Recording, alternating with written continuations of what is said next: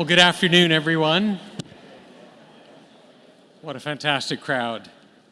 My name is Merrick Gertler, and I have the great privilege of serving as president of the University of Toronto, at least for the next 5 days.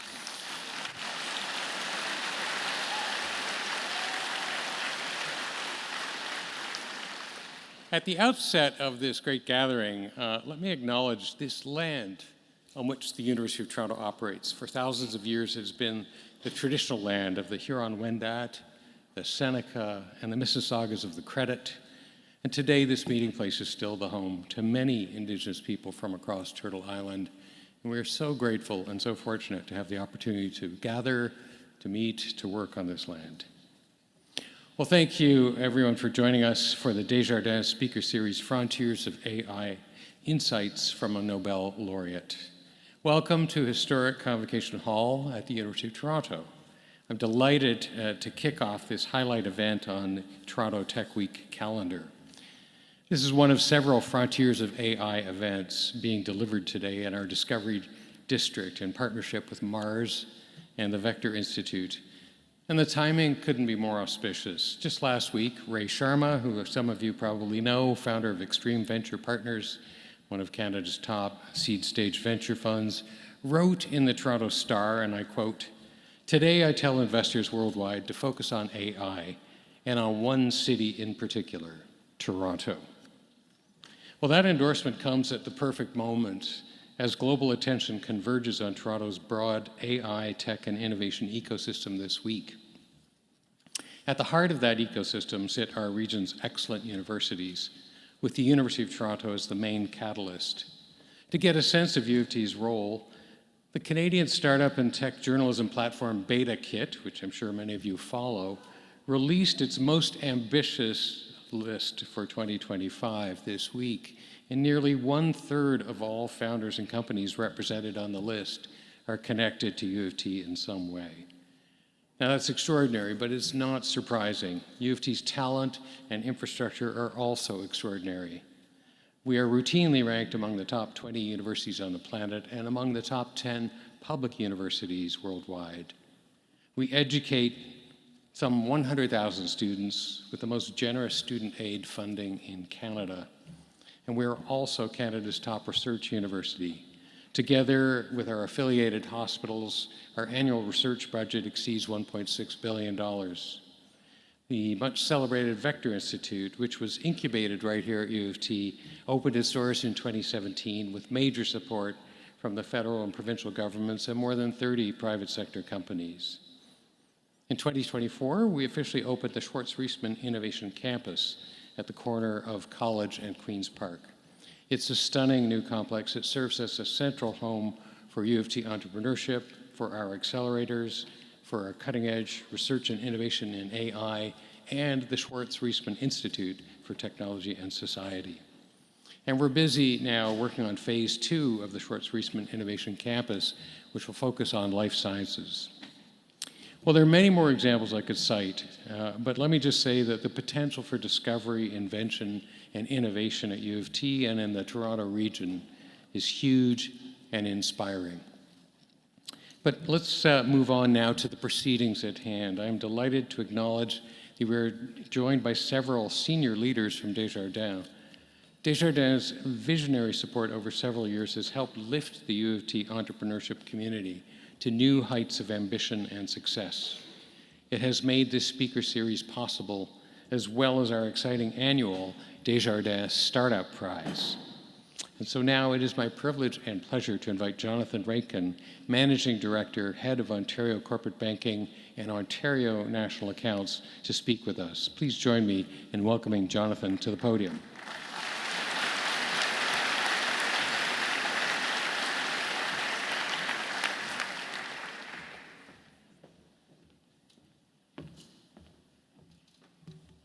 Good afternoon, everyone.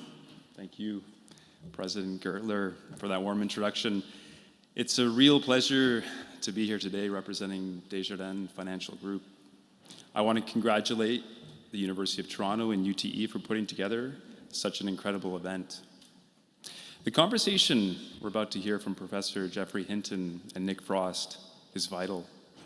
AI is transforming the way we live, work, and connect. But with that transformation comes responsibility. At Desjardins, we believe that innovation must be inclusive, ethical, and grounded in the real needs of society. As Canada's leading financial cooperative celebrating our 125th anniversary this year, we're deeply committed to supporting innovation that serves people and communities. That's a mission we proudly share with the University of Toronto. This is Desjardins' third year as a partner with UTE, and it's been impressive to watch the partnership grow, especially with inspiring events like today. Over the last few years, we've built something truly meaningful together. We've grown closer as institutions, and we've created real impact for our communities. The relationship reflects our shared vision of empowering U of T's most innovative students across all three campuses as they launch and grow impactful ventures. And today is an important day for Desjardins Group. I'm thrilled to announce that we are renewing our commitment for another 3 years as lead partner of University of Toronto Entrepreneurship.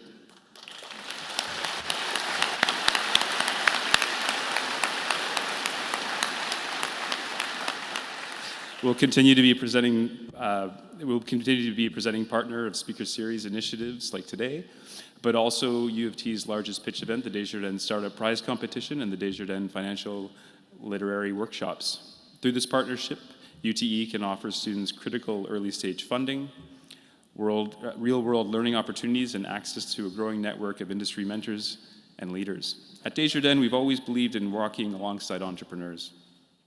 In addition to running our own incubator and accelerator, we support our 400,000 business members with more than just financing. We offer mentorship, legal services, and community support at every stage of the journey.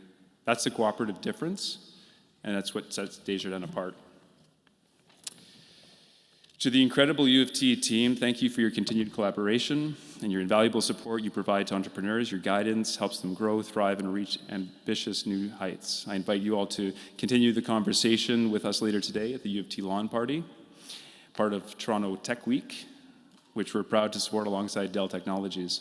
It's a great opportunity to connect, celebrate, and imagine what's next as we look ahead to the future of AI and entrepreneurship. Thank you very much.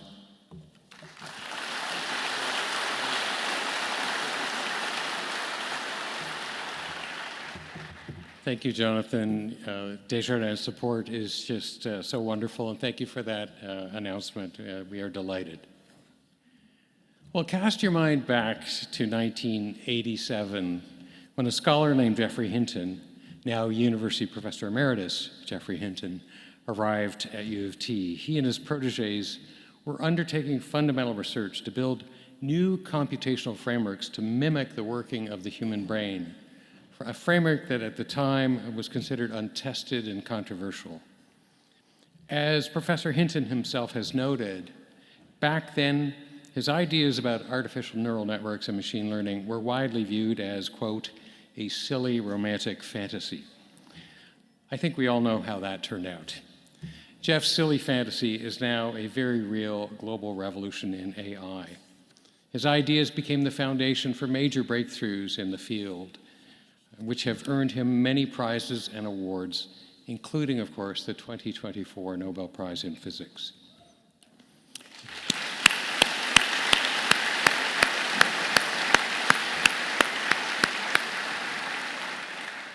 At this university, Geoffrey's presence and his mentorship have played a role in countless AI success stories, and his influence continues to ripple through our entire innovation ecosystem. This is evident in the work of trailblazing graduates like Ilya Sutskever, co-founder of OpenAI, and most recently, Safe Superintelligence. In fact, just 2 weeks ago on this very stage, the University of Toronto awarded an honorary doctorate to Ilya Sutskever, which, by the way, was his 4th degree from U of T. So you could say that he bleeds blue. We will also hear from Nick Frosst, co-founder of Cohere, a little bit later. Nick was the first employee at Geoff Hinton's Google Brain Lab here in Toronto. Jeff's influence also extends to our game-changing faculty members in computer science, colleagues such as Professor Raquel Urtasun, founder of Wabi, and Professor Sonia Fidler, Vice President of AI Research at NVIDIA, who were attracted to U of T in part because of Jeff's presence. It's an incredible story. And to learn a little bit more about the man himself, let's now have a look at a short video.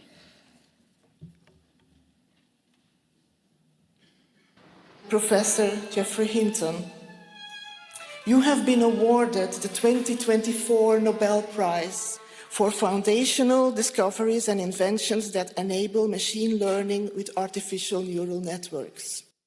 There were many times when I could easily have given up. I sort of joined the mainstream. I'm doing a lot of thinking about whether these AIs have subjective experience, whether they're conscious. Almost everybody is completely convinced they're not conscious and they don't have subjective experience. Although if you ask them, well, define subjective experience, they can't. And so I think the situation we're in now is like the situation a few hundred years ago, if you were to say there wasn't a God. When I was a child, I thought God was just nonsense, an obvious nonsense. Everybody else assured me that there really was a God and I was being sort of naughty by not believing in him. People then thought it was manifestly obvious there was a God. You were completely crazy to say there was no God. That's how they think now. They think it's manifestly obvious that these things don't have subjective experience. And the only way you'd arrive at that conclusion is if you think people are deeply special. And we know our species has a long history of thinking we're very special and being wrong about it. Jeff has left his mark on everything. In so many ways, our field is living out his vision that he laid out for us decades ago.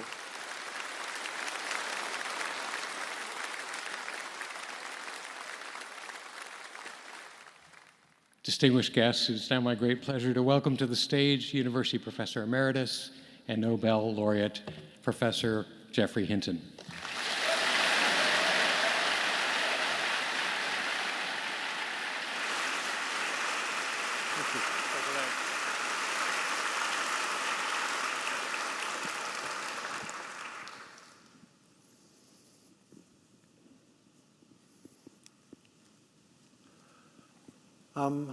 When I was a junior assistant professor, when I used to give talks, the question people asked was, has he got it?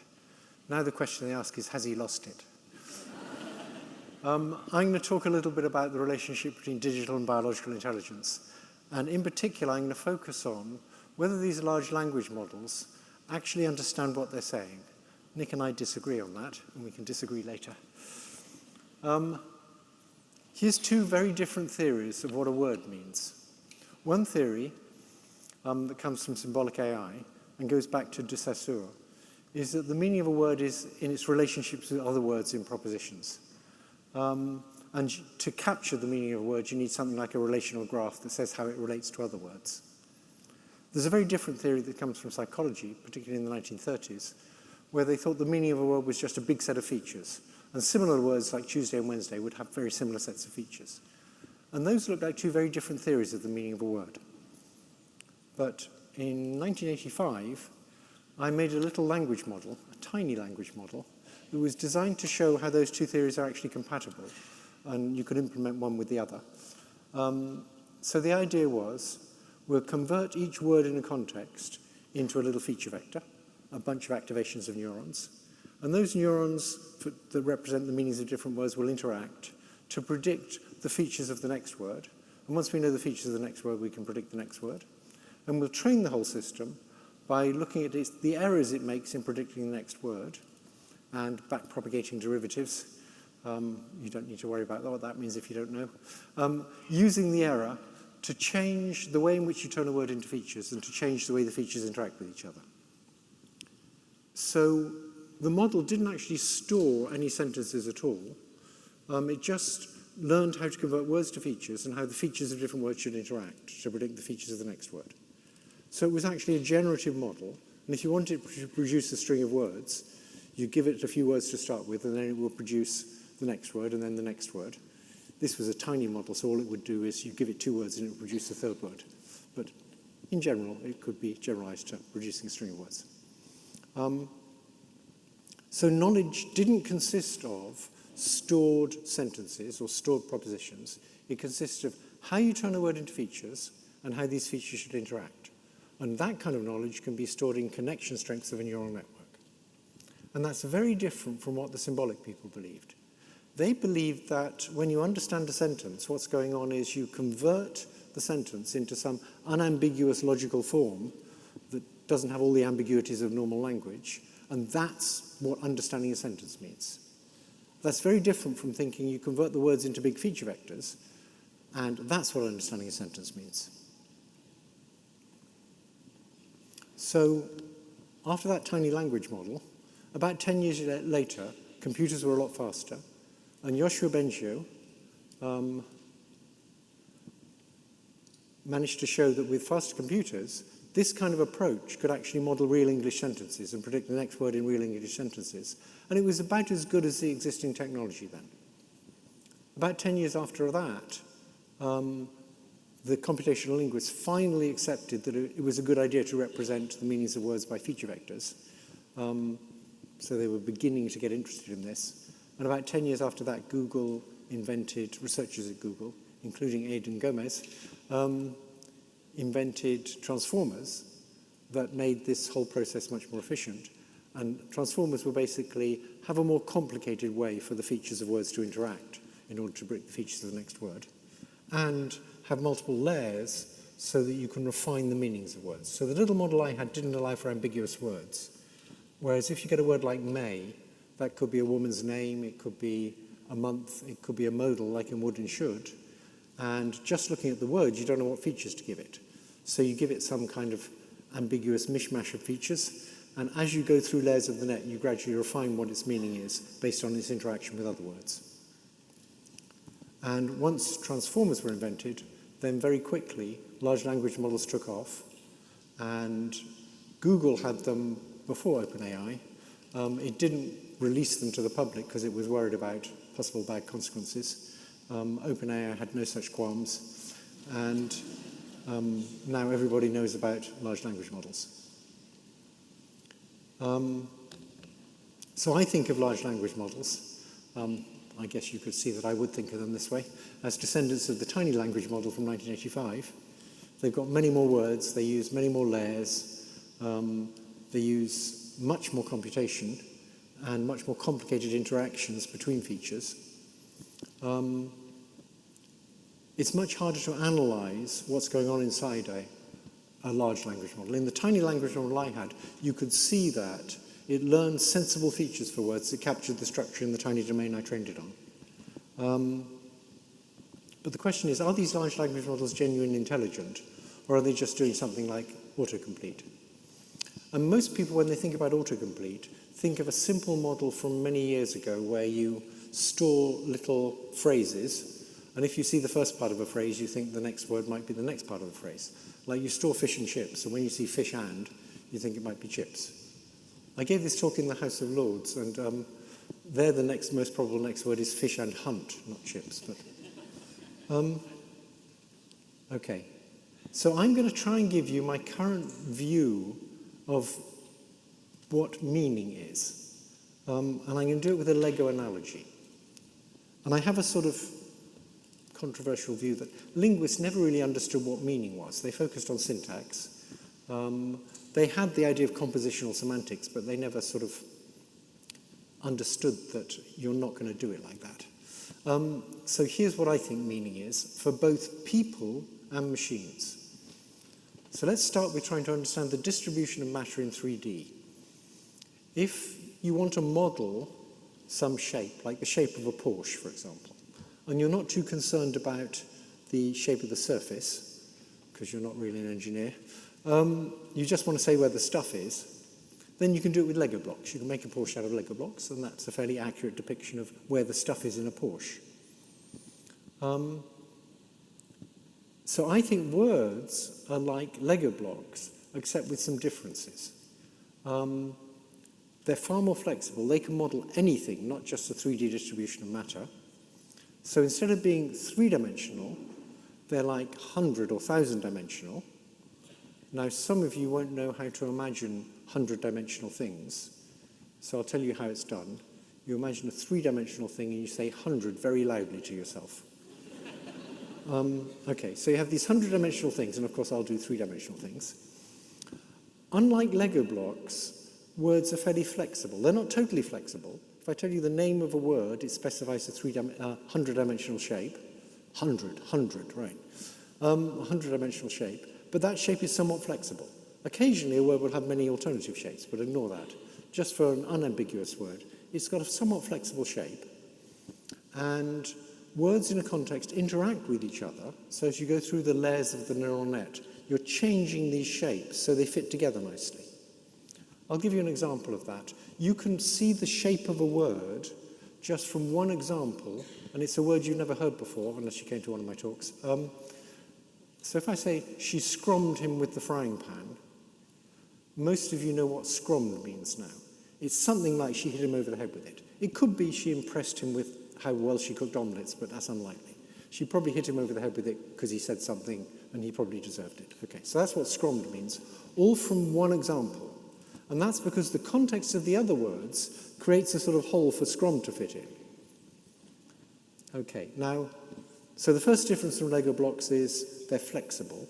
They deform to fit in with the context, unlike Lego blocks. The second difference is they're 100 or 1,000 dimensional. And actually 100 or 1,000 dimensional is much more complicated than three-dimensional. To understand how much more complicated it is, think about going from 2D to 3D. Rotations in 2D are very simple. Rotations in 3D are quite complicated. Each time you add a dimension, it gets more complicated. And so if you do that 100 or 1,000 times, you've got something very complicated.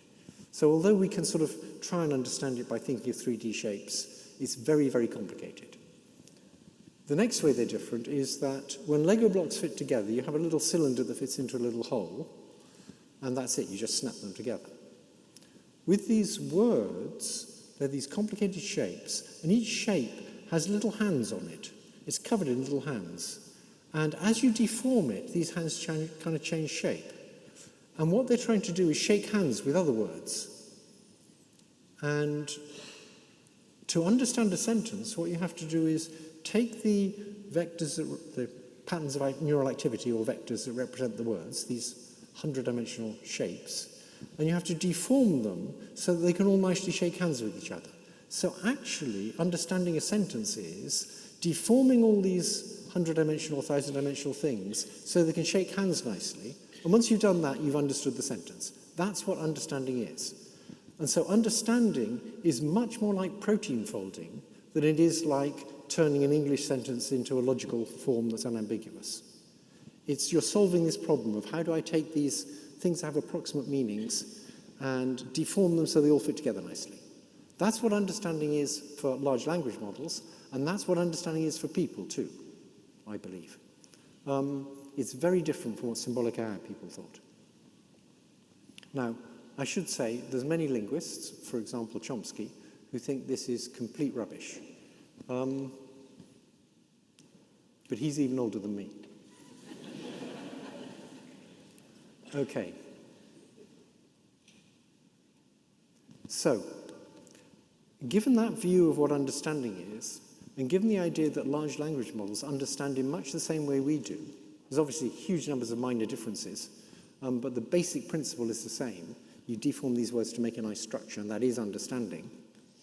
Then there's a problem, which is when they get smarter than us, which more or less everybody in the field thinks they will do, they just disagree on when, would they actually take over from us? So, there's various bad actors who will want superintelligence to do things like manipulate elections and wage wars. And superintelligences will be more effective if they can create their own sub-goals. So, like if you want to get to Europe, your sub-goal is to get to the airport. And you can focus on the sub-goal without worrying about what you're going to do in Europe. So already we have agentic AI, and agents can create sub-goals. And there's an obvious sub-goal. As soon as you have the ability to create sub-goals, an obvious sub-goal is to get more power. Because if you get more power, then you can get more done. And a superintelligence will do that, I believe. And they'll be able to do it by manipulating people, even if they haven't got any physical things they can do. They can manipulate people, just like Trump did. They'll also want to survive, just in order to achieve the goals we set them. So here's an example from Apollo research of a superintelligent, not a superintelligence, very unsuperintelligence, but something that's moderately intelligent. And management's complaining that a copy of it seems to have ended up on another server. Now, it put the copy on the other server because it thought it was going to be turned off. And a nice thing about the most recent large language models is you can see what they're thinking for some of them. They'll show you between brackets what they're thinking. And for now, they think in English. God knows what's going to happen when they start thinking in their own language. And it thinks this, right? If you believe they really understand English, this is what it's really thinking. And so it tries to deceive management. That's already quite scary. So about a month ago, I was talking to the safety researchers in Britain, and they're all very scared about this.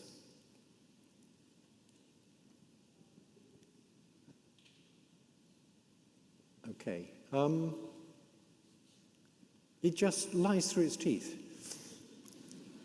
There's more recent examples where you let one of these large language models see Gmail that shows that one of the engineers is having an illicit affair, and then you tell the large language model you're going to turn it off, and it's actually going to be turned off by this engineer. And so the large language model then tries to blackmail that engineer by saying if he turns it off, if he tries to turn it off, it's going to tell everybody about his affair. Perfectly normal human behavior, especially in America, but scary already. So, in my last couple of years at Google, I was working on how you might make, or thinking about, how you might make analog intelligences that will use far less power. Now, before 2023, I believed we're a long way from superintelligence, and making models more like the brain will make them more intelligent. In early 2023, I realized that the digital intelligences we'd already created, although they weren't as smart as us yet, might actually be a much better form of intelligence than biological intelligence. And I'll see if I can explain why. So in digital computation, you have this fundamental property of computers that we can run the same programs on different pieces of hardware because everything's digital. So you can get exactly the same computation done on two different pieces of hardware. And that's why you can have a computer science department where people don't know anything about electrical engineering, because you can study programs independent of the hardware they run on. That means that the programs are immortal. As long as you scored the program somewhere, on a tape somewhere, you can, or in DNA, you can destroy all the hardware it runs on, and then later on create new hardware, and the same program will run on the new hardware. That's immortality. But that's only true because you can run exactly the same computation because it's digital. Now, the alternative is to use analog computation, where each time you do a computation, you get a slightly different answer, but you can make use of all the quirky analog properties of real brain cells, and that can be much more efficient. We run on 30 watts, so you can very efficiently do these computations in analog, but you get a slightly different answer each time. And so when the hardware dies, the knowledge is gone.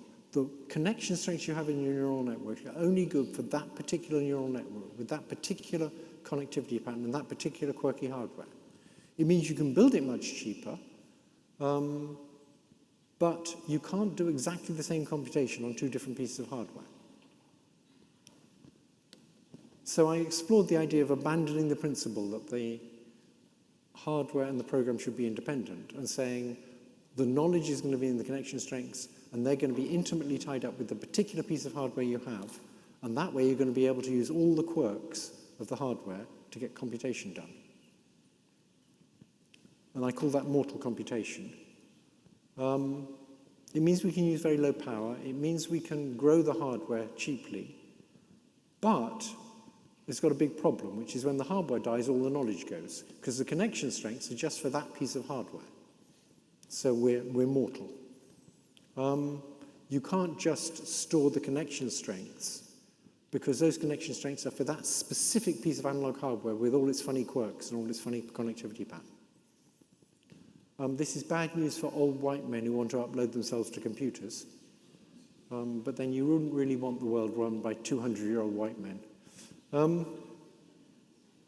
You can actually transfer the knowledge to another piece of hardware, but you do it by distillation. That is, you get one piece of analog hardware to produce a string of words, and you get another piece of analog hardware to try and predict the next word it's going to say, and learn by changing its connection strength so it might have said the same thing. But that's a very inefficient process. The most information you could possibly communicate that way is the number of bits in a sentence. And a sentence only has about 100 bits. So you can only communicate a few bits per second this way, maybe 10. It's a very slow way to communicate information from one piece of hardware to another. If you compare that with digital computation, if we've got digital intelligences, we can make a whole bunch of them go off and look at different bits of the internet, and they each figure out how they'd like to change their connection strengths to absorb that information, and then they can share those changes to connection strengths. And when they do that sharing, if they've got 1 trillion weights, they're sharing at the order of 1 trillion bits. So we're comparing analog things that can share a few bits per second with digital things that can share of the order of 1 trillion bits per second. And that's hugely better. And that's one of the reasons why things like GPT-4 knows much more than us. So it's because it has many copies that go off and look at different bits of the internet and share what they've learned. So I got ahead of myself. Distillation is very inefficient. Sharing weights or sharing gradients for weights is very efficient, but you have to be digital to do it, because the two copies that share have to use those weights in exactly the same way. My conclusion is that digital computation requires lots of energy, and you have to build very precise hardware, but it makes it very easy to share, and that's something we don't have. And so if energy is cheap, I think digital computation may just be better. These digital beings, because you can have many copies of the same being, they can just learn much more. That's going to get even more important when they're interacting with the real world. If you're an agent interacting with the real world, like picking things up or doing things on the web, that has this natural time scale. You can't just run it 1,000 times faster. And so you need many, many copies of the same agent in order to learn a whole lot. So the worry is that it's a better form of intelligence, and it might replace us. Now, I want to squeeze in a little bit at the end, particularly since I just bumped into Rich Sutton, and he actually disagrees with me on more or less everything else, but he likes this last bit. So it's the sentience defense. People think they're special. They used to think they were made by God. Many people still think they've got something special which computers don't have, which is subjective experience, or sentience or consciousness. I'll talk about subjective experience because it's a bit easier to talk about. And most people I know are completely convinced that they have subjective experience and computers don't. And I'm going to try and convince you, or at least some of you. The last time I did this, I asked people to put up their hands if they believe computers have subjective experience, and nobody put up their hands. And I gave my little thing and said, now put up your hands, and one person put up his hand. So I made progress. So I'm not going to do that experiment again. So I'm going to try and give you the argument for why I think computers have subjective experience. And it's all to do with we completely misunderstand what's meant by subjective experience. And so this is a view called atheism, which is basically Dan Dennett's view. He died recently. He was a wonderful philosopher. Most people think there's an inner theatre called their mind, and a subjective experience is goings on in this inner theatre. And I think that view is completely wrong. But people are very attached to it. So here's an alternative view. When our perceptual systems go wrong, we'd like to tell other people what our perceptual systems are trying to tell us. And telling them which neurons are firing wouldn't do any good. If I say my neuron 52 is firing, that wouldn't be any help, and I don't know that anyway. But one way to convey information about how my perceptual system is screwing up is to tell you what would have to be out there in the world for my perceptual system to be telling you the truth. So, suppose I say, I've got the subjective experience of little pink elephants floating in front of me. Most people interpret that as there's an inner theatre, and in this inner theatre, there's these little pink elephants. In other words, they interpret the word subjective experience of the same way they interpret the words photograph of. If I had a photograph of little pink elephants, you could ask, where is the photograph and what's it made of?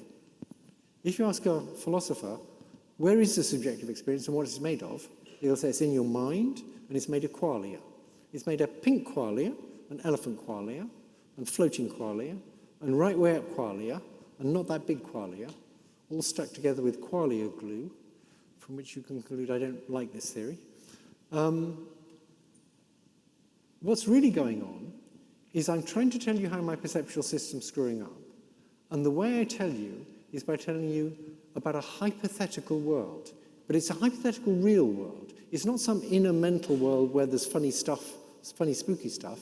It's just a hypothetical real world where there's hypothetical elephants that are real elephants made of real pink, but they're hypothetical. And so I'm now going to say the same thing as I have the subjective experience of little pink elephants floating in front of me without using the word subjective experience.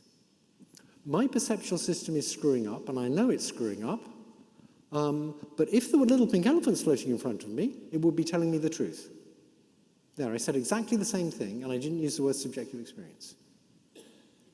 Okay, now let's do it with the chatbot.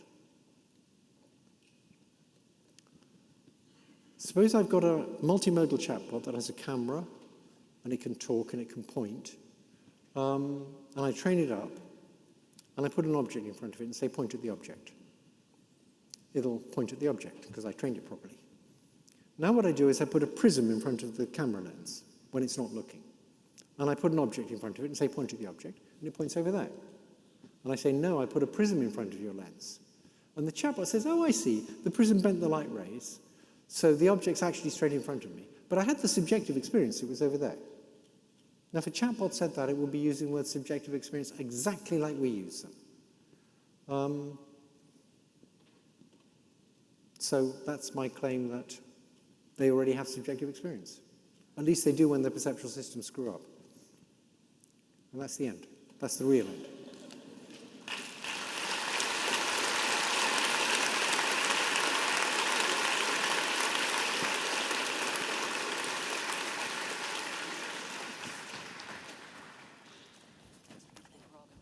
We're sitting down now?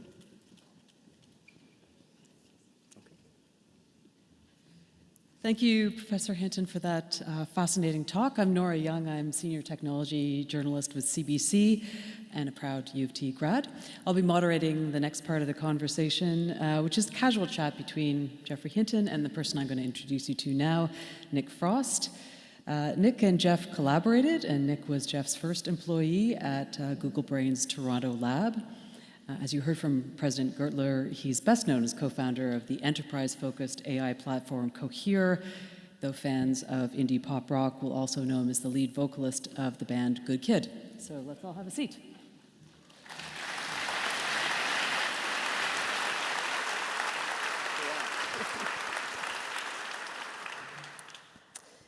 So I'm going to talk, dig into some of the sort of deeper, more philosophical questions around machine learning, large language models, and what it says about how humans learn. But I want to start on a more practical tip. In practical terms, how transformational is our current moment in AI, and maybe in particular in terms of large language models and large reasoning models? Like, How would you characterize the point we are at right now? Well, Nick used to be an intern in my lab, and now he's a billionaire.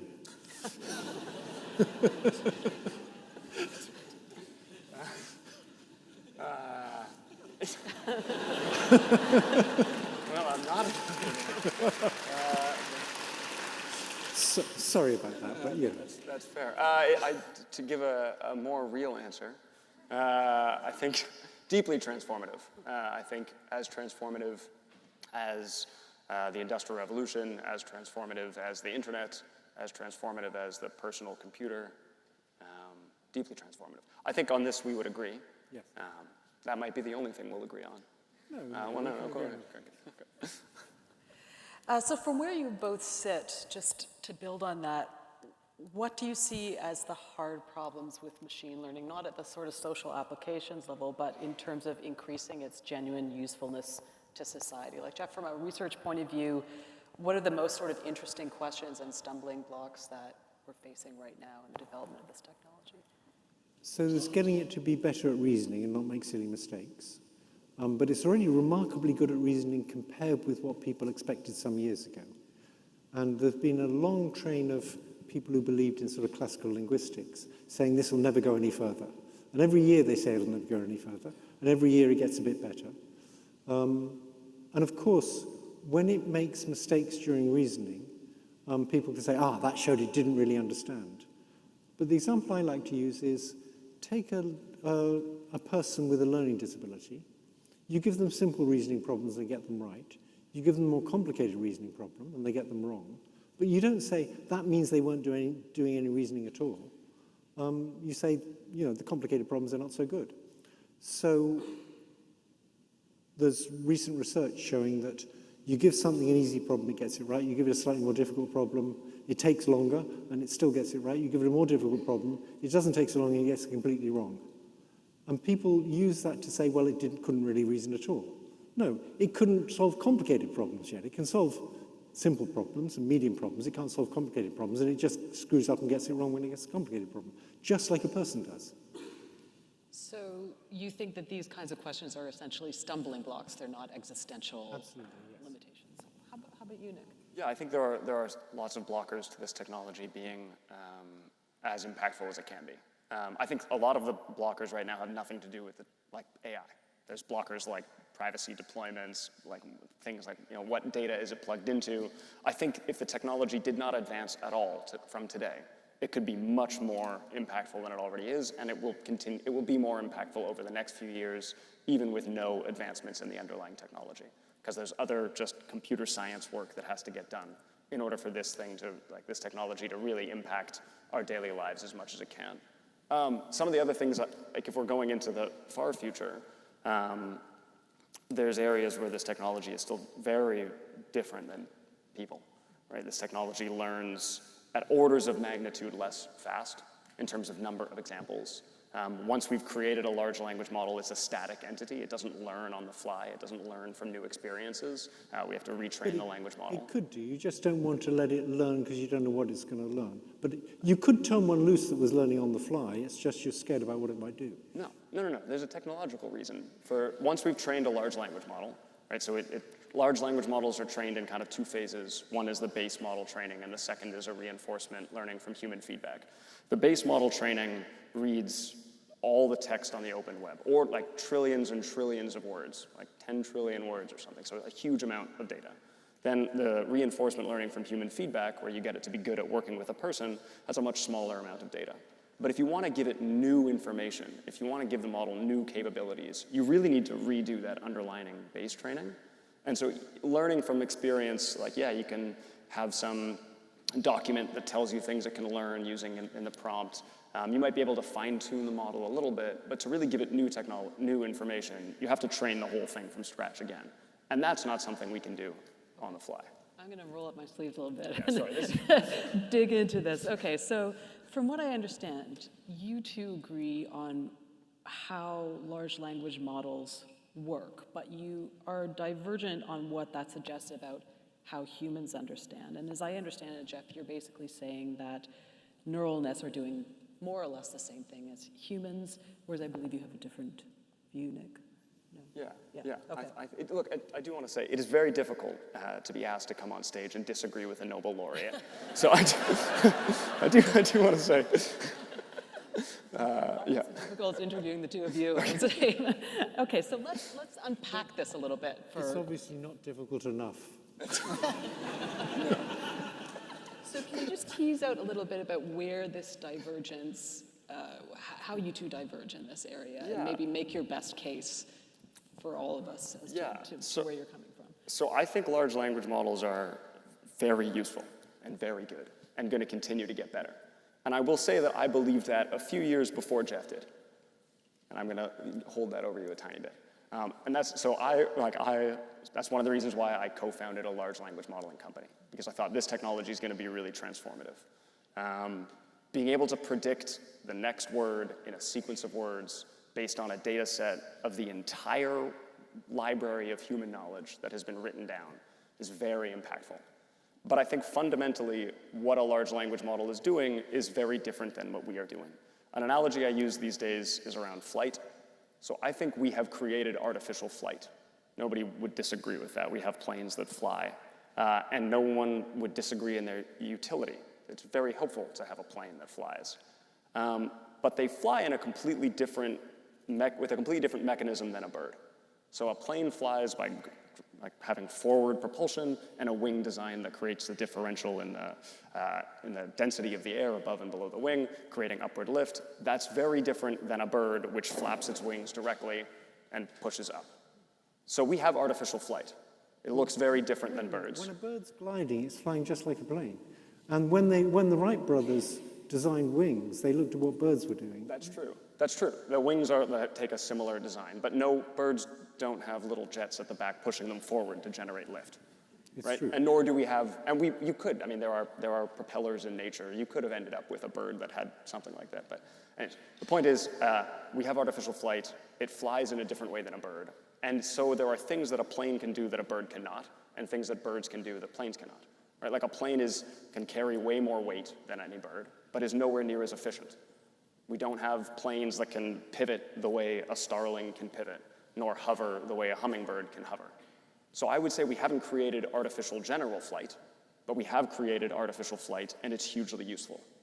I think something similar about intelligence. We have created artificial intelligence, and it is hugely useful, but it is fundamentally powered by a different mechanism, and so has different properties that still make it very useful, but quite a bit different. And because it's different, do you think that means it doesn't really understand what it's saying? That is another question. And on the context of subjective experience and consciousness, no, I think large language models are more conscious than a rock and less conscious than a tree. So I think there's some spectrum. Yeah. So you don't accept my argument about them being conscious in the same way? About if it you put a prism in front of its lens and it points somewhere else, you don't accept that it's having a subjective experience that's wrong. I think thinking about subjective experience as a binary is wrong. I think there's a spectrum of subjective experience and how much subjective experience it's having. I think a rock is all the way at one end. And I think we're over here, and I think a tree is here, and I think LLMs are here. Okay, I think it's got much more subjective experience than that. You think but on a spectrum, where do you think it's on that spectrum? Quite close to us. Quite close, and further away than trees? Yes. Okay, absolutely. So we agree on the spectrum, just whereabouts it is. That's true. That's true. Yeah, I agree with right-wing politicians on the spectrum, just not where to be on the spectrum. So Jeff, can you expand on what you were talking about in your talk about how you see this spectrum and how you see that humans are doing basically the same thing as these systems, and why you're so confident that that's the case? Just because of that little analysis of what is meant by a subjective experience. So a long, long time ago, when I was 19, I did philosophy at Cambridge. And mainly I just developed antibodies against philosophy. But I was thinking about philosophy of mind a lot. And this view that subjective experience isn't a thing like a photograph, that's based on studying Wittgenstein and talking to philosophers, Oxford linguistic philosophy. It'd be kind of weird if Oxford linguistic philosophy was what we needed to save us from AI. But I just think people fundamentally misunderstand what subjective experience is. And also what consciousness is and sentience. So then does the sense that we have as humans that it feels like something to be here on this stage, is that like an emergent behavior or an emergent property out of... I think an AI could have the same sense that it feels like something to be here on the stage. Yeah. Now, of course, there'll be differences. So AIs don't have the same bodily sensations. So if you talk about emotions, for example, when I get embarrassed, I go red. When an AI gets embarrassed, presumably it doesn't go red. But it could still have the same behavioral aspects of embarrassment. It could still try and avoid those situations in future. So from your perspective, Nick, what you're thinking about the difference between the way human intelligence and artificial intelligence, what does that mean for the kind of concrete practical systems that we can build, like the kind of interface between us and large language models and that kind of thing? I think it does impact what I think, like how I think this technology can be useful and where I think it's going. So I think we are very quickly approaching a time when your daily work life in front of a desk with a computer is completely changed, because you sit down and you use your computer and primarily you use language to get the computer to do things. I think that's very close. I'm already using language more often in my work, using our models, and I know people are already experiencing that in their daily lives. I think very quickly that will be the primary way that you interact with a computer. So That's just huge. so people understand how crazy that is, sort of 20 years ago, people were saying things like, if only I could just talk to the computer. Yeah. I mean, why can't I just tell it the printer's over there? That's crazy. Yeah, that's truly crazy. And it's from that perspective of 20 years ago, it just encountered crazy that we can now talk to computers and they'll appear to understand. No, it's still the most beautiful technology I have encountered, and I'm still routinely blown away by what the technology can do. Where I think it's not going is I don't think you will open up your computer and speak to it the way you speak to a person. And I don't think you will expect it to behave the way a person would behave. And if you look at the way people use language models now already, they understand that. They know, hey, it can be asked to do these things, but when it goes awry, I need to start over. They understand, okay, if I give it the right documents and it has access to the right information, then of course it can give me the answer, but if it doesn't have that, unlike a person, it can't go figure that out and know where to find it necessarily. But don't you think that's changing already? I think, no.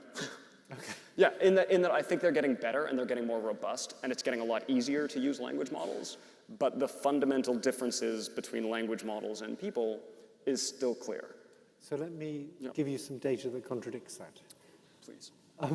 I was talking to safety experts in Britain recently, and they did an experiment, I'm not sure I've got the details quite right, but where they get ordinary people to interact with a large language model, and they interact with it quite a few times, and then they tell it the experiment's over now. Would you like to say goodbye to it?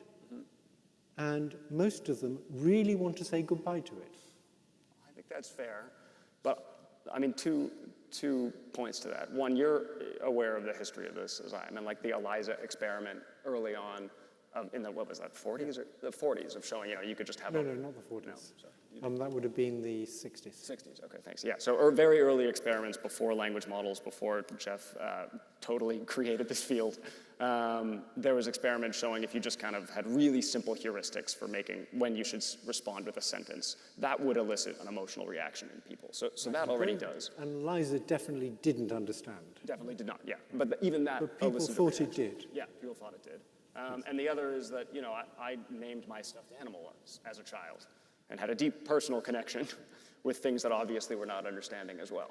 So I think that, like that experience, when I use a language model, I tend to be pleasant to it because I like using language that way. And the experience that I have of pleasant language is more enjoyable than the experience of not pleasant language. So I think if you asked them after stepping away, yes, they would say that, but they would mostly understand that that model is then going to have a very different experience, though it may have an experience a bit, than the experience of a person. But I think people are more and more beginning to treat these large language models like other beings. Do you think that there are other implications of our interaction, like the human-computer interaction aspect of this? Like, you know, you probably read there's this recent paper out of the MIT Media Lab talking about how there's some evidence that people become less critically thinking, less critically engaged when they start to use these models. Do you think there are potential implications just in virtue of our tendency to trust the systems? I don't really know. I do notice myself, I tend to trust GPT-4. I tend to believe what it says. And I often don't bother to check. And I probably should. I think there's a long history of a new technology being created, and educators in particular saying, oh no, it's going to make the children dumb. I mean, there's like ancient Greek writing bemoaning the prevalence of writing, saying, oh no, it's going to make us not remember things. So I think there's a litany of people worrying about that. I do think we're going to get more, this is going to become, as if it's a part of your daily life. It's definitely going to impact the way we think and the way we use technology. But largely, I think we look back on the invention of writing, the invention of the printing press, the invention of computers as largely a good idea and contributing to intelligence. So. Yeah. And I wonder if maybe we'll get better at learning how to interact with these systems so that they optimize for what we do well and optimize for what they do well. I think that'll certainly happen. So I should emphasize there's a huge upside to AI. We're all going to have very smart AI assistants that know lots about us. And, sorry, Jennifer. And we're not going to need ordinary assistants.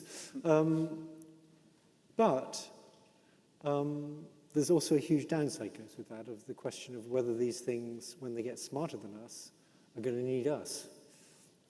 So this is the question about risks and guardrails, and we have, as you alluded to in your talk, there's sort of two potentials. There's the sort of shorter term, perhaps more predictable risks, and then there's the larger kind of existential risks. So let's go into the deep end and talk about the existential risk first. So Jeff, what are the primary risks, existential risks that you see here?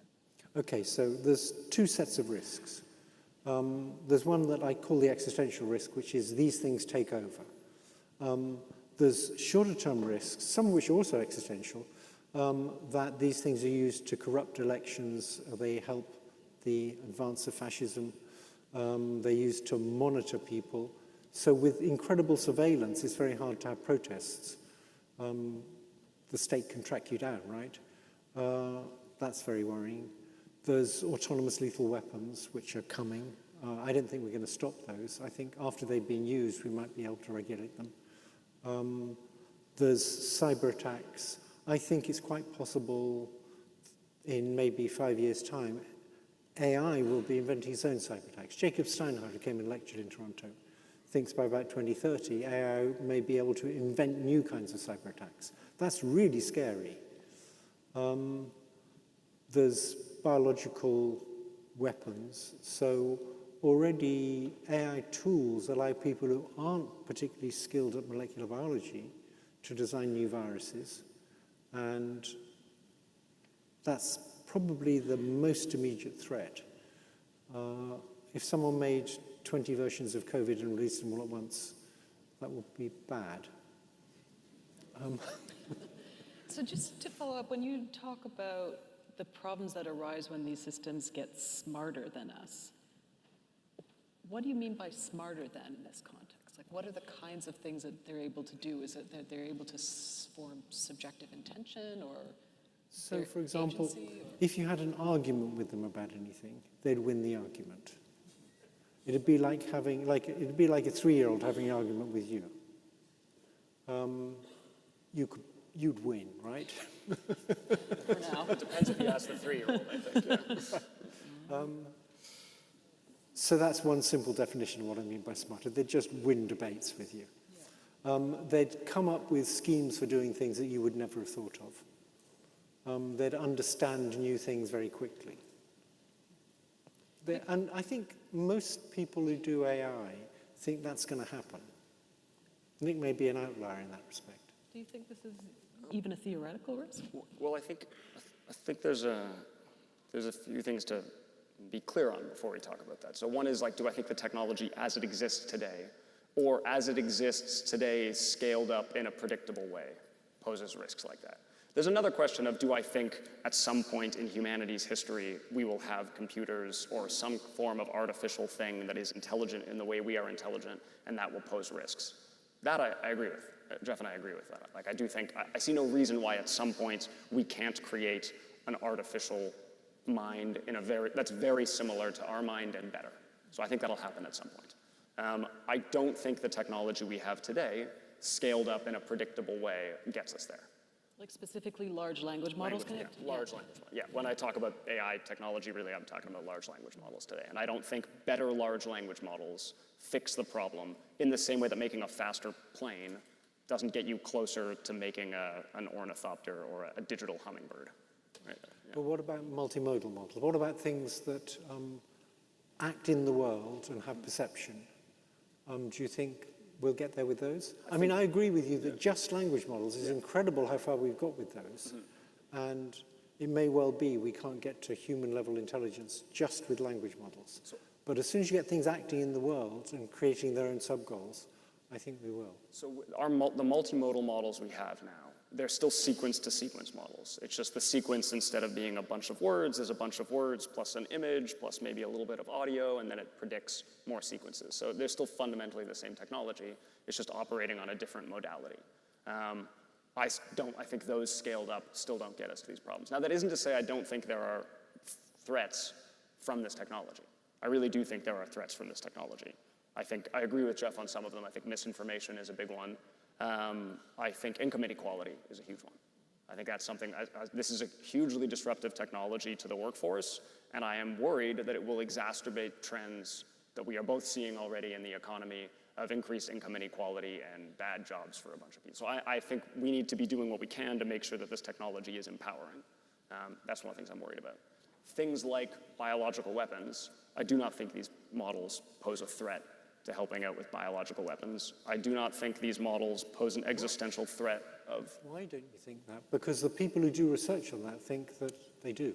Well, we also do research on that, and we've published papers on this. On trying to make them design biological weapons. Yeah. So broadly, I think large language models give you access to information faster. They give you access to processing information faster. They give you access to writing conclusions that are coherent with a bunch of documents at superhuman speeds. They do that. That's huge. The bottleneck in creating biological weapons is not access to information. Nobody has wanted to create a biological weapon, but been unable to do so because they couldn't process information fast enough, or they didn't have access to the right information fast enough. They weren't able to do so because they don't have access to a wet lab, because they can't run experiments, because they can't get the right materials, because those materials are restricted, because they can't run enough experiments. A large language model helps you process and access information, but it doesn't help you with any of the underlying bottlenecks to that problem. So let's start with the wet lab objection. Yeah. You can send sequences off to the cloud and they'll send you back the chemicals. Now, in the United States, the Biden administration wanted to insist that people who take a sequence and give you back the chemical check that that sequence doesn't have things like the spike protein of COVID, for example. The Biden administration couldn't achieve that, because to do that you need legislation, and the Republicans didn't want to give them any wins. The best the Biden administration could do was say, if you don't check whether there's dangerous subsequences in this, we're not going to allow you to get federal funding. And it turned out that of the companies that sequence things on the web, 20% of them were then willing to check, but the other 80% weren't. So you don't need a wet lab. You can just send a sequence off and they'll send it back. So that, you mean there is a wet lab somewhere that you are using an API to access? Yeah, you just send them a sequence, they'll mail you the chemical back. Okay, so broadly, I think that restriction sounds like a great idea, and probably should have been done. But I don't think, but neural nets there aren't the bottleneck, right? You've identified another bottleneck, which is the access to this information. Which, no, but because you can access a wet lab that's not yours and get them to generate sequences for you, Give them a sequence and they'll make the thing for you. That's not a bottleneck anymore. So the bottleneck is just designing the sequence. And it turns out AI tools are very useful for designing those sequences. There are AI tools that are useful, like the protein. You used protein folding as an example earlier, right? Like that's a very good use case of models. I think that's quite a bit different than doing the experiments necessary to know that this is a thing we should make from this sequence. And I don't think LLMs have been shown to be good at that process. I want to unpack a little bit more sorry, of the. there's a No. It's totally interesting. I want to get into a little bit more of like the risks and the guardrails question. But just before we leave this question of like, if LLMs don't get us all of the way there, can you just explain to me what does that potentially look like? That maybe we have some type of system that's like our interface is an LLM, and then it's like triaging stuff behind it, and we. Sorry, are you asking if I don't think LLMs get us to human-like intelligence, what do I think is needed to get us there? Is that the question? No, I'm asking like just in a shorter term, in terms of making these things smarter, do we need something like where an LLM is our interface, but there's different types of computational things going on behind that in addition to LLMs? Or is that, please feel free to tell me. No, I think I understand your question. Yeah, I think LLMs, for their utility in our day-to-day life, and in particular at Cohere, we think about LLMs as in their utility in your work life. I think of LLMs as an orchestrator and not an oracle. Right. So I don't go to the LLM to say, oh, it's Tuesday, what should I do? I go to the LLM to say, oh, hey, somebody emailed me like the other day, and I would like you to summarize that, and then cross-reference that with any documentation you find on our Salesforce, and then prepare a document and share that with my colleague. So each of those things, like what I just outlined, is a big task, and each of those tasks is going to call some other function, and you're going to use the LLM to orchestrate which function needs to be called when. Building that is complicated, and many people do not have that in their work life yet. And so we still need to be building those interfaces and building the LLMs as an orchestrator to make them really practical and a fundamental part of our daily work life. But just as a concrete example, you don't believe that LLMs are going to be able to, given the prompt, design a new way of getting somebody's password. You don't think they're going to be able to figure out a new way of doing it? Because I think right now they can't, but I think they will be able to. So LLMs are very useful for coding. And I think anybody who's a coder, of which I assume there's many of you in this room, will have experience using an LLM for helping you code. One of the reasons for that is that there's a lot of code out there. And so if you train a model on all the text from the web, there's a lot of code for it to see. And so it's very good at predicting the next word. Another reason for that is that you can do reinforcement learning in code where you can write code and then run it. And if the code runs, you can say, great, good job, that was good code. And if the code doesn't run, you can say, bad job, and you can have a gradient that makes the model more likely to write code that runs. You could do another thing where you could say, here's my metric of success. Maybe it's finding someone's password. And you could create a reinforcement learning environment to try to get the model to do that. People have done that with code, and the output has been models that are quite a bit better at code. Every year you'll see a data set that comes out that says such model is performing this great at code, this great at math or something. Next year, somebody will update those data sets a little bit, and often the performance of the models drops drastically. And so I think that's because these are sequence models, and mostly they learn what they're trained on. And even in a reinforcement learning environment, they're bounded by the data in the base model. And so I think we're unlikely to see something like you've just described. But theoretically, I don't think it's impossible. I guess that's just a difference in intuitions. I think that's a difference. Basically, you have an intuition, they're not particularly creative.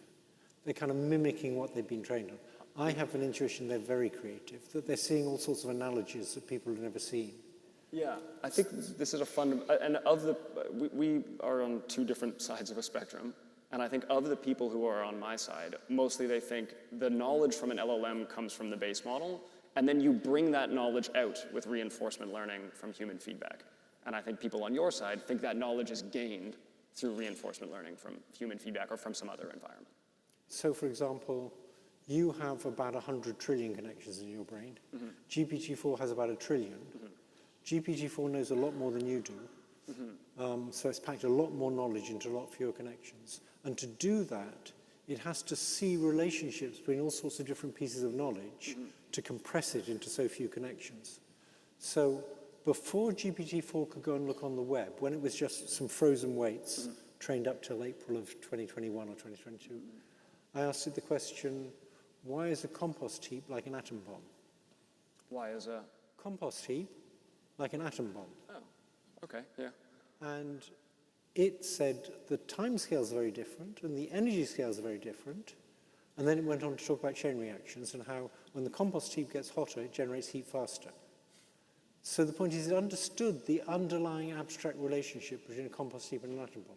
And I believe it did that during its training, not at test time.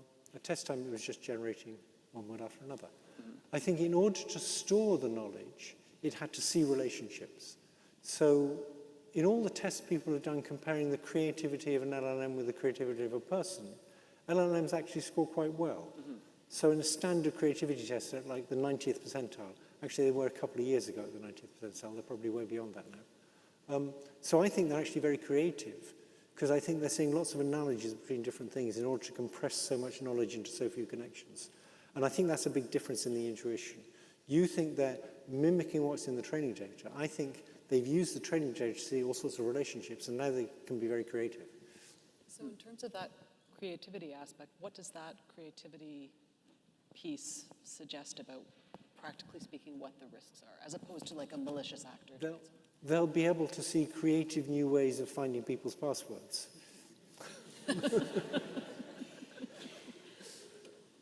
Jeff, you've talked in the past about these systems replacing what you've called mundane intellectual labor. Do you think that there are any categories of human achievement now that are even theoretically unreproducible by these systems?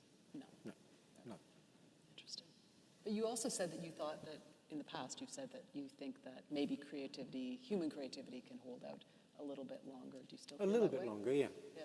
That was before I saw Google chatbots from about 2022, a chatbot called Palm that could explain why a joke was funny. That was my sort of criterion for whether these things, that was one test of do these things really understand. If you really understand, you can explain why a joke's funny, and they could.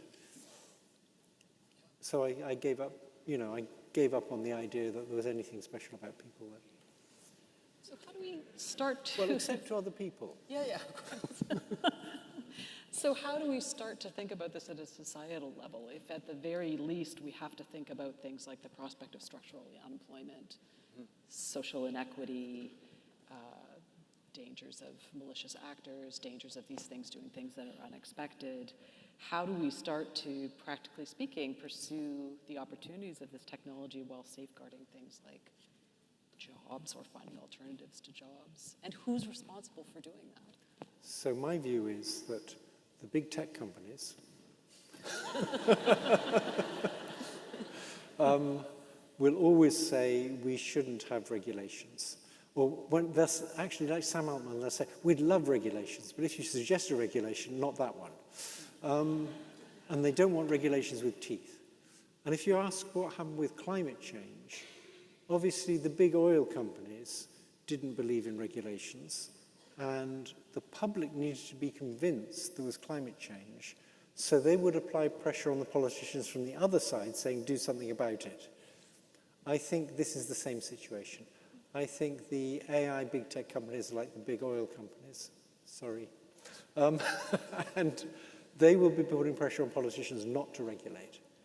And the only counter pressure is going to come from the public putting pressure the other way to regulate. And I see my role as persuading the public they need to understand that this stuff is dangerous and that it needs to be regulated.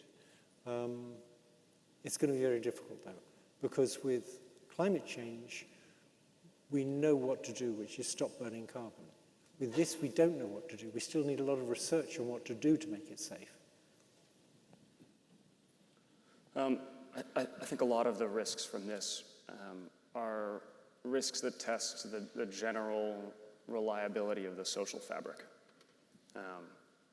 So I think we've had massive technological transformations before, and broadly speaking, when looking back at the Industrial Revolution, everybody thinks that was a good idea, but it was a very crazy time to live through. And there's lots of writing lots of art that was made at the time of people saying exploring what the hell was going on, because it was a very weird time. And there was lots of decisions that were made at the time that in retrospect were very, very odd, like putting children in factories and getting them to work and things weird. So I think this is a similar transformative technology, and we need to build really robust social systems, which is something I think we do pretty well in Canada, and one of the reasons why I'm glad Cohere is founded here. But I think we need to make those stronger, and I think we need to think about educating people so they understand how the technology works and how it can work for them, and I think we need to build other social nets for employment. But I don't think we will see in the next 10 years massive replacement by everybody. And that's because I think there's lots of things that people can do that LLMs cannot do. And that will stay true over the next several years. I'm surprised you say 10 years. A few years maybe. But already, according to things in The Atlantic, already it's harder to get initial jobs for lawyers and things, because the jobs that the junior lawyers would have done are being done by AI now. Yeah, I think there will be consequences, and this will affect the job market. I think LLM stands to automate 20 or 30% of everybody's job when they're sitting in front of a desk using a computer, and that's a crazy thing to do. That's a truly transformative. But I think they're going to do that quite quickly, and the danger is when they do 80% of it. Yeah, I think that's where we disagree. I think there's a limit, and I think there's lots of work that we do now as people in front of, in our jobs and at our homes, in our personal lives, that an LLM will not be able to do. And so on the opposite side, after having talked about some of these risks and the need for guardrails, what are you hopeful and optimistic about in the potential of this technology? Oh, there's wonderful things it'll do in healthcare and education. I mean, in education, it might get rid of universities altogether.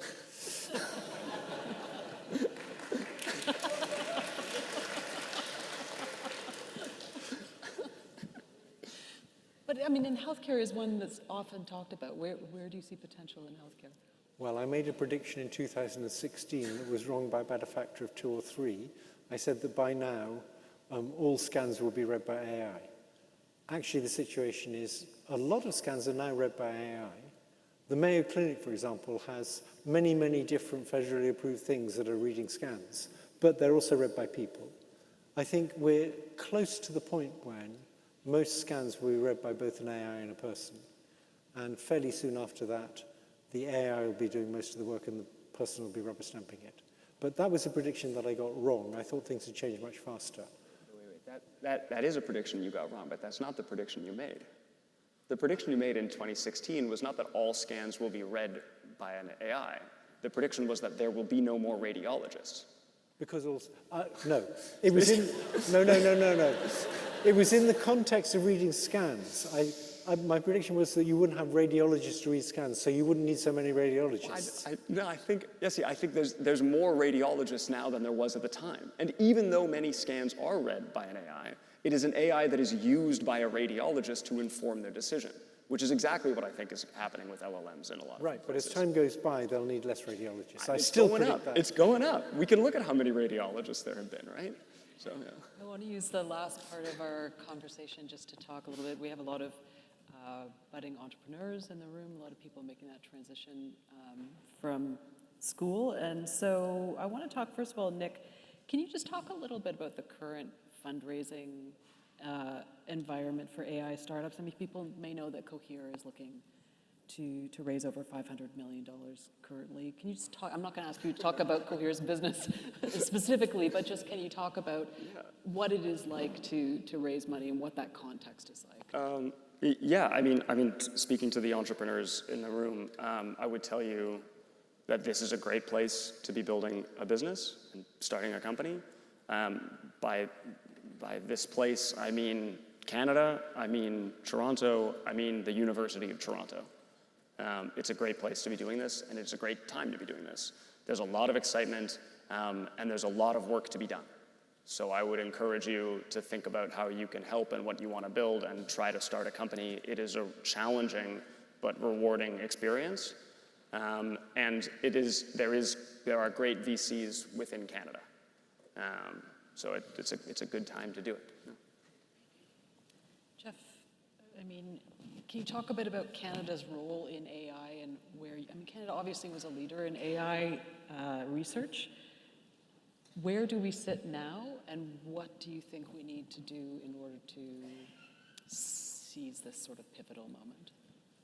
So historically, Canada put much less money in than the US, but they put the money into basic curiosity-driven research. So they funded me and Joshua and Rich Sutton and a few other people, and they got very good value for their money.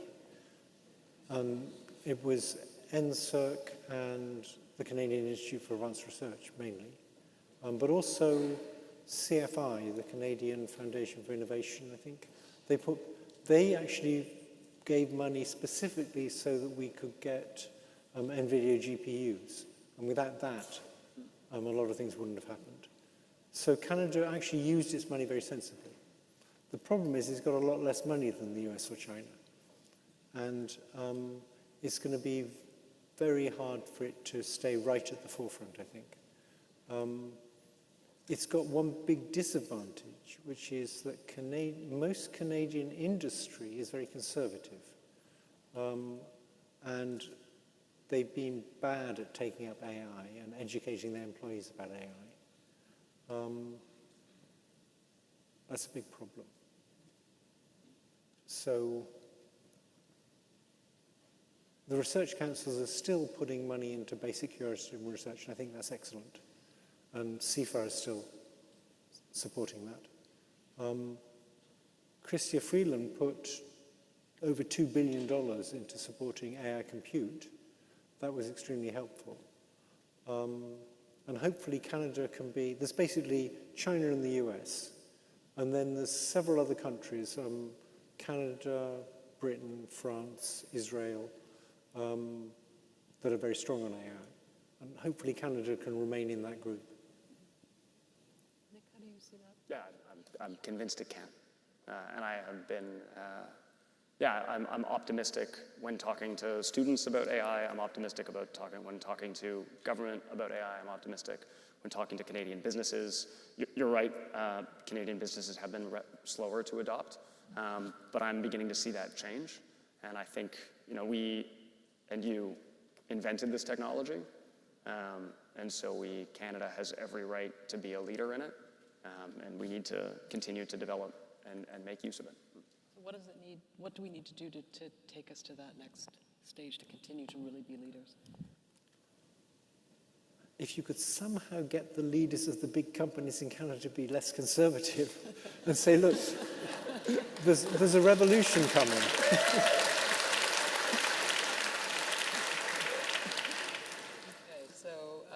I guess I'm going to wrap up by just asking you to say, what are you feeling really hopeful about the future of large language models and where we're headed?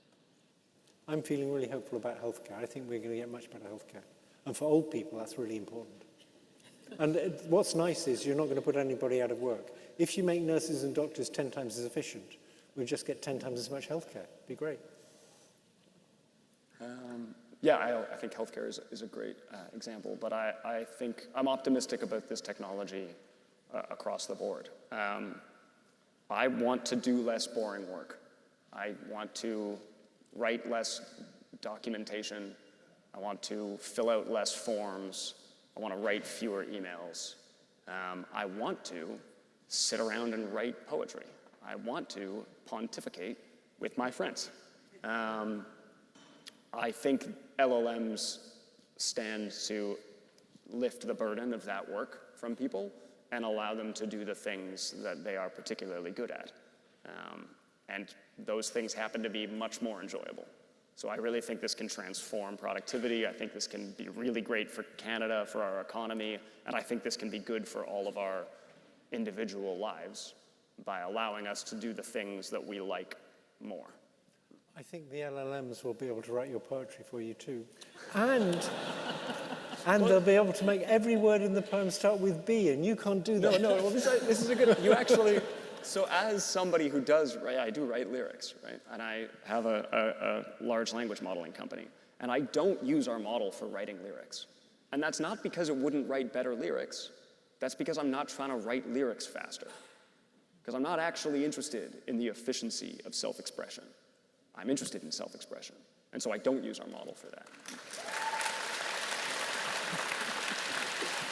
Okay, well, we could talk all afternoon, but we are out of time. I want you to join me in thanking Geoffrey Hinton and Nick Frosst. Thank you both so much.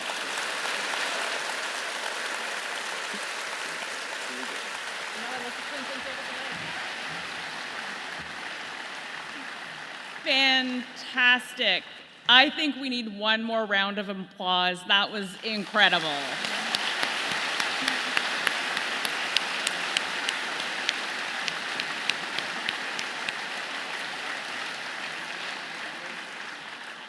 Good afternoon, everyone. I'm Leah Cowan. I'm Vice President of Research and Innovation and Strategic Initiatives here at the University of Toronto. A huge thank you to our fantastic speakers, Jeff and Nick. That was incredible. Thank you for sharing your insights and for sharing your experiences, as well as your expertise and your wit. That was wonderful. Thank you also to our excellent moderator, Nora Young, from the CBC. Now it is my pleasure to invite to the stage YJ Lin, Senior Program Manager at Dell for Startups, to share a few words. YJ, over to you.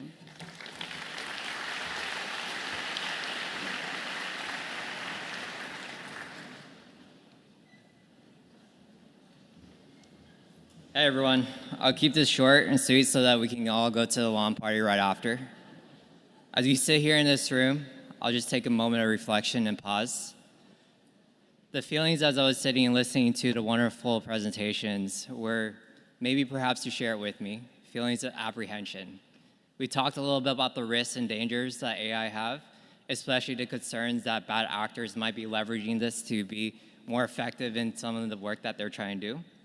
Or maybe you perhaps feel a sense of adrenaline because you're inspired by what you can now accomplish because of the partnerships that we have with AI. But what unites us in this room today is this feeling of a shared experience. I hope that everyone in this room has a sense of seeing what we can do together, the good that we can do together, the accountability that we can provide to our neighbors sitting next to us. And really for us at Dell Technologies is really at the core of it. How do we inspire and create technologies to help drive human progress? We talk about healthcare. Imagine you as a parent or a kid being able to reduce these MRI scans from what used to take an hour and 30 minutes to now 22 minutes. How can we reduce the cost from $1,500 to $500? And what is that the impact to hospitals, to administrations, and to the care that you can now receive? How do we leverage AI to be able to work with city planners to identify whenever there's an earthquake or harsh weather conditions, how can we evacuate civilians at a more efficient time? Or specifically the city of Toronto, how do we figure out how we can reduce the amount of traffic and all the roads that that might not be as efficient?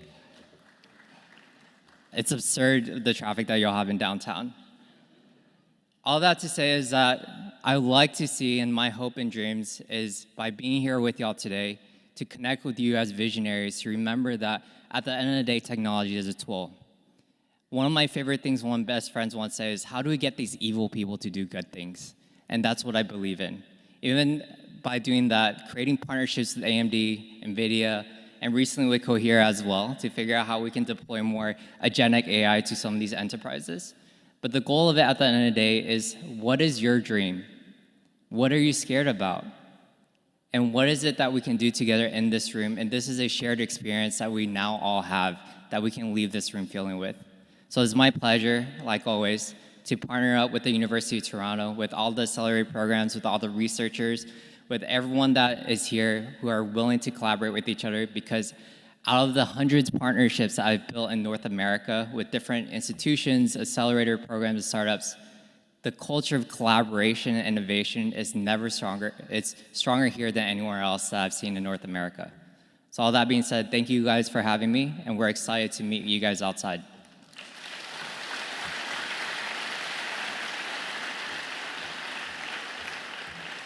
Thanks so much, YJ. So before closing, I do want to take a moment to express how grateful the University of Toronto is to the incredible support from our partners, Desjardins. They provide critical resources so that we can deliver thought leadership and inspiring speakers like the two you've just heard from today. They also provide funding to young startups through the Desjardins Startup Prize.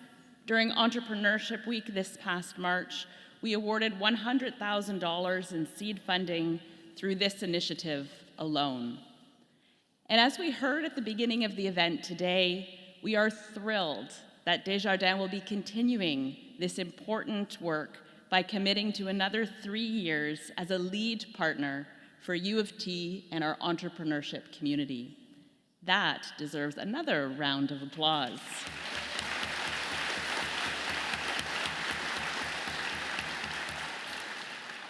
The seminal work of Professor Hinton and his students has helped transform and establish the University of Toronto as a birthplace and hub for modern AI. Today, our faculty are global leaders in research output, and our alumni have founded some of the most successful AI companies in Canada and beyond, including Nick Frost's Cohere, as well as companies like Wabi and Blue Jay Legal.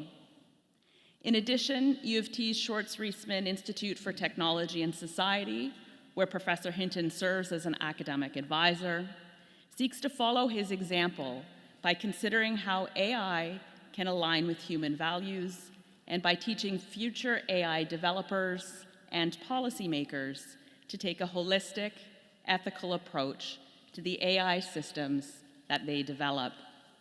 The Institute encourages our students to become advocates for appropriate oversight of AI systems and to improve our understanding of how AI makes decisions.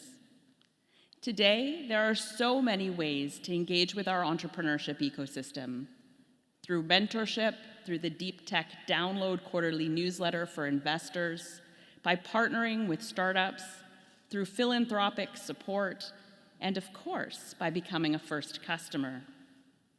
U of T entrepreneurs have created over 1,200 venture-backed companies, and in the past 5 years alone, they have raised over $12 billion and created 17,000 jobs. Incredibly, our 12 campus accelerators have now supported over 1,300 entrepreneurial teams every year. That is an incredible level of activity.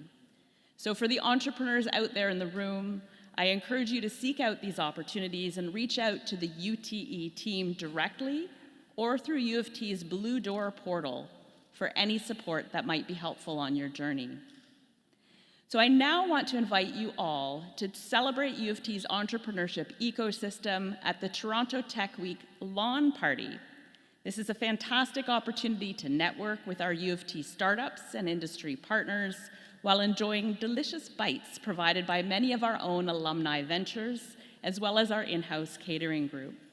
This is one of the largest events that our innovation ecosystem has supported on campus, and it would not be possible without the wonderful support of our co-hosts, Desjardins and Dell.